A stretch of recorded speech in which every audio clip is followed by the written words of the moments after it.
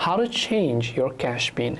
Now changing your cash pin is very simple. Basically it's a pin that you use to open up Cash App, to use the Face ID or a certain pin that you can use right here.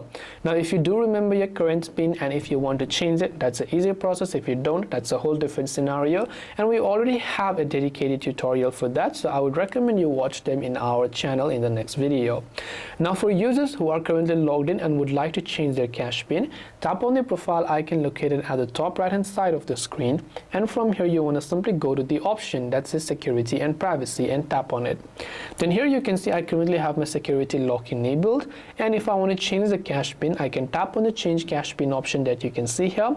First it will ask me to enter my old cash pin for your personal account. So first you enter your old cash pin. Now it says enter a new cash pin for your personal account. So now you want to simply go ahead and enter the new cash pin and also confirm the new cash pin just like that, and your cash pin will be successfully changed on Cash App.